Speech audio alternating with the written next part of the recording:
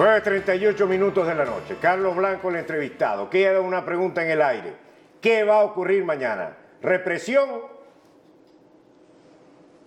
Carlos.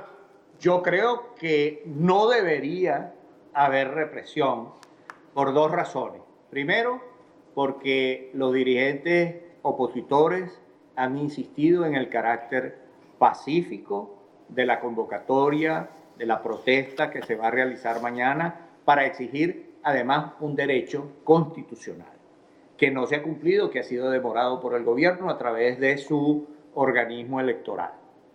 Pero hay un segundo elemento que está allí, que es el siguiente. Yo tengo la impresión de que hay una resistencia creciente en las filas militares para convertirse en los factores de sostenimiento represivo del régimen de Maduro. Esta convicción deriva del que yo creo que existen dos tipos de vertientes que están convergiendo. Por una parte, militares que simpatizaron con Chávez, que se llamaron a sí mismos o se llaman a sí mismos chavistas, pero que consideran que el nivel de incompetencia de Maduro es de tal naturaleza que está hundiendo lo que ellos llaman, yo creo que equivocadamente, el legado de Chávez, el legado que ellos defienden. Pero estos militares están crecientemente descontentos y lo expresan algunos de estos generales, no todos diciendo lo mismo, como Cliver Alcalá Cordones y como Miguel Rodríguez Toro. Pero ya esos se fueron, ya esos no tienen capacidad de mando. Pero por otro lado, existen militares institucionalistas, militares que no están de acuerdo desde hace muchos años con lo que está ocurriendo. Y por cierto, fueron los que determinaron que el 6 de diciembre los mandos militares, en vez de obedecer las instrucciones de darle paso a los colectivos para la violencia electoral, lo frenaran e impidieran su acción. Dicho esto, yo creo que es muy difícil que las fuerzas militares del país se comprometan a una represión masiva mañana o en los días por venir. Creo que hay una resistencia grande a eso, aunque desde luego, hay que considerar que Maduro, que no está sostenido por las masas, que no está sostenido por los empresarios, que no está sostenido por los trabajadores ni los sindicalistas, que no está sostenido por absolutamente ninguna institución, hoy Maduro está apoyado exclusivamente en las brigadas antimotines de la Guardia Nacional y de la Policía Nacional. Y ya se sabe que es muy difícil gobernar sentado en las bayonetas. ¿Los colectivos? Mira, los colectivos les está pasando algo similar a lo que le está pasando a todo el chavismo. Hay unos tipos fanáticos que son utilizados para el amedrentamiento y cuando no quieren usar estos grupos antimotines de manera abierta, entonces utilizan a los colectivos para que golpeen, vejen, atropellen a los ciudadanos que protestan. Pero también allí hay una división, porque en algunos de esos colectivos originalmente nacidos como expresiones de trabajo social o cultural en algunas zonas del país, bueno, están viviendo lo mismo que vive todo el mundo. A lo mejor un miembro de ese colectivo puede tener dinero y ayudas y becas, pero no todos los miembros de la familia, no todos los vecinos, no todos los amigos. Y ahí se está produciendo ese fenómeno absolutamente imprevisto hasta la fecha por parte de ellos, que es un desencanto exponencial. No es un desencanto que suma 1 más 1, sino 1 más Carlos, 5 más 20. Pero de ser así, y las manifestaciones mañana, que están bien organizadas y son en todo el territorio nacional, significa que lo lógico es que en la noche el señor Maduro renuncie y se vaya para La Habana, Cuba.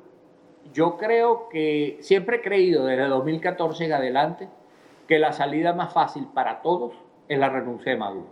¿Por qué? Porque la renuncia de Maduro crea una situación a partir de la cual se puede generar una negociación, y este en el buen sentido de la expresión, entre los factores, los restos de ese chavismo, del naufragio chavista, y las fuerzas democráticas que no tienen ningún interés en perseguir al chavista común y corriente, que no tienen ningún interés en hacer una cacería de brujas, que quisieran las fuerzas democráticas lograr una cierta estabilidad para aplicar los correctivos que es necesario adoptar de plazo inmediato, fundamentalmente en algunos terrenos. Hay que proveer a Venezuela en términos de horas de alimentos para las mayorías. En segundo lugar, medicinas, y en tercer lugar, seguridad pública inmediata para que el país sienta que un cambio tiene sentido.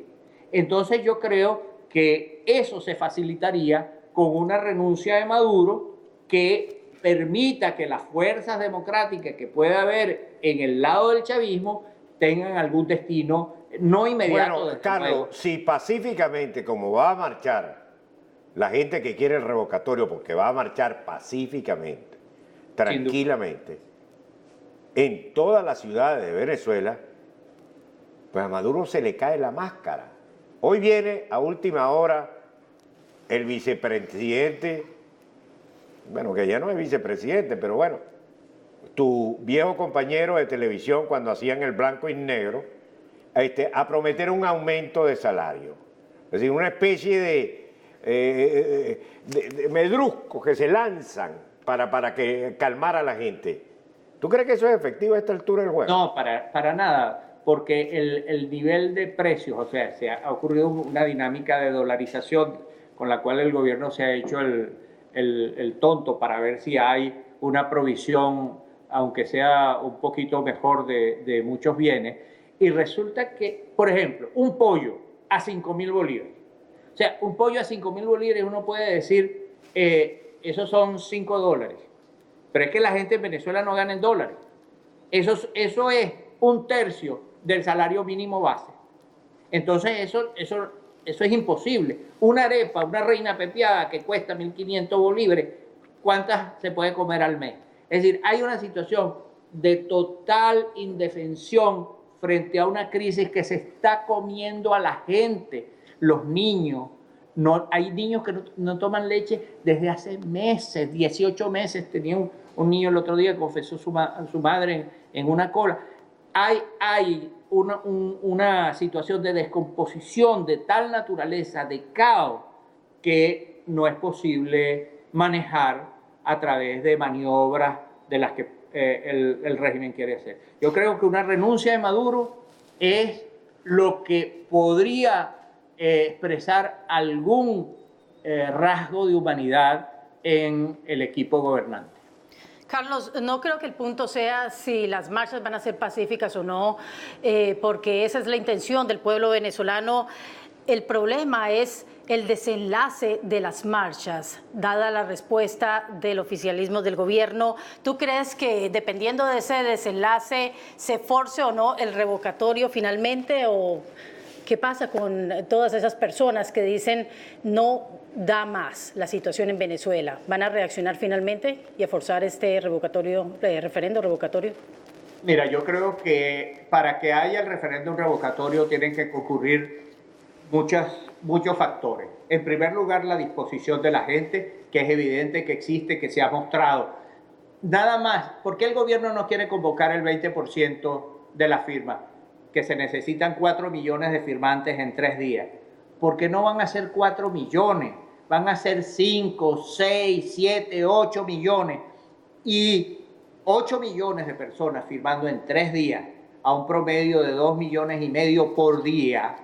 Eso es un acto político más importante incluso que el revocatorio mismo, porque ese es el revocatorio de acción, ese es el revocatorio en la calle. Eso no lo soporta el gobierno, eso no lo soporta Maduro, no lo aguanta Maduro. Entonces esa fuerza existe y a esa fuerza se le contraponen las fuerzas represivas.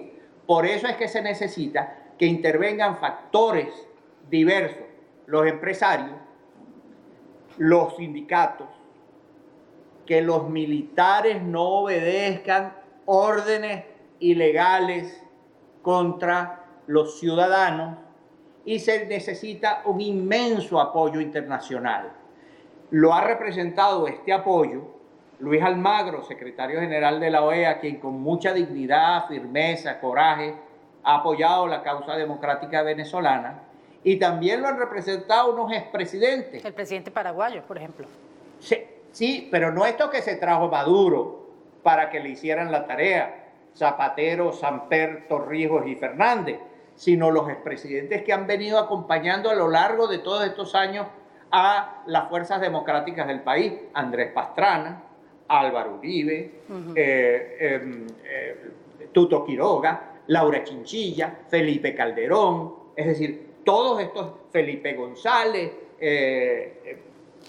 Fernando Enrique Cardoso y tantos otros. Es decir, expresidentes que han participado en el apoyo a las fuerzas democráticas del país de una manera incondicional y eficiente. No estos personajes encabezados por Zapatero, que lo que están tratando de hacer es que la oposición desista de las condiciones que ha planteado, que son, en primer lugar, el revocatorio; en segundo lugar, la libertad de los presos políticos; en tercer lugar, el respeto a la Asamblea Nacional y a las decisiones que, de acuerdo a la Constitución y las leyes, le corresponden; y también la apertura del canal humanitario para subvenir las necesidades. Carlos, déjame pasarte una llamada que llega en este momento. Buenas noches, ¿con quién hablamos? Adelante, buenas noches. Mi nombre es Carlos Hernández, llamo de Miami. Diga, señor Hernández. Adelante. Yo lo que quería, bueno, un saludo a todos ustedes, al distinguido Carlos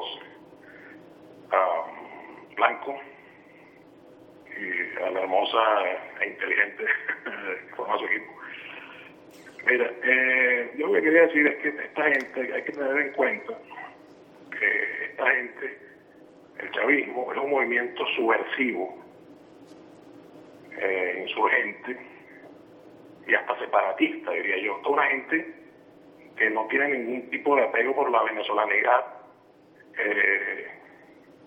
y son eso, son un movimiento subversivo separatista que además está aliado al crimen organizado internacional.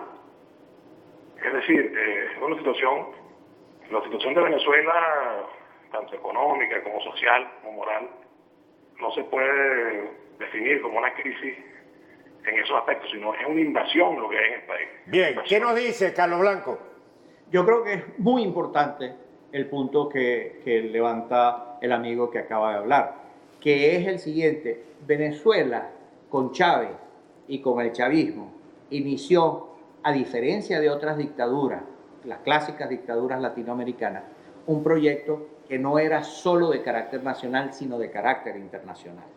Es decir, tuvo su centro, ha tenido su centro en Venezuela, tiene alianzas con otros gobiernos, y eso es lo que vemos públicamente, con Cuba, Nicaragua, Bolivia, etcétera, etcétera, pero también tiene alianzas con movimientos, unos legales y otros ilegales, de distintos países. El más emblemático de esos movimientos, y con el cual se alió desde muy temprano, es el de la FARC en Colombia.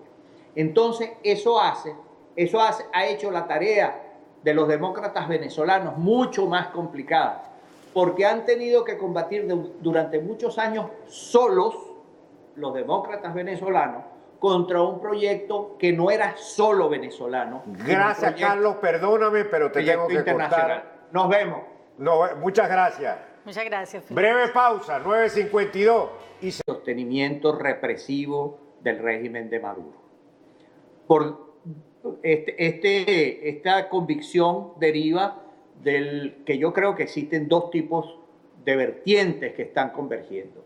Por una parte, militares que simpatizaron con Chávez, que se llamaron a sí mismos o se llaman a sí mismos chavistas, pero que consideran que el nivel de incompetencia de Maduro es de tal naturaleza que está hundiendo. –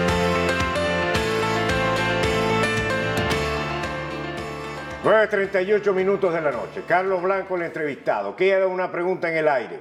¿Qué va a ocurrir mañana? ¿Represión? Carlos. Yo creo que no debería haber represión por dos razones. Primero, porque los dirigentes opositores han insistido en el carácter pacífico de la convocatoria, lo que ellos llaman, yo creo que equivocadamente, el legado de Chávez, el legado que ellos defienden. Pero estos militares están crecientemente descontentos y lo expresan algunos de estos generales, no todos diciendo lo mismo, como Cliver Alcalá Cordones y como Miguel Rodríguez Toro. Pero ya esos se fueron, ya esos no tienen capacidad de mando. Pero por otro lado, existen militares institucionalistas, militares que no están de acuerdo desde hace muchos años con lo que está ocurriendo. Y por cierto, fueron los que determinaron que el 6 de diciembre los mandos militares, en vez de obedecer las instrucciones de darle paso a los colectivos para la violencia electoral, lo frenaran e impidieran su acción.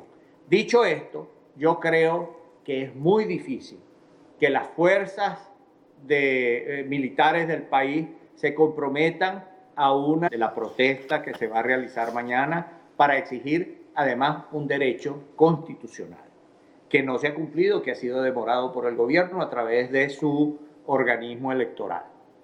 Pero hay un elemento, segundo elemento que está allí, que es el siguiente. Yo tengo la impresión de que hay una resistencia creciente en las filas militares para convertirse en los factores de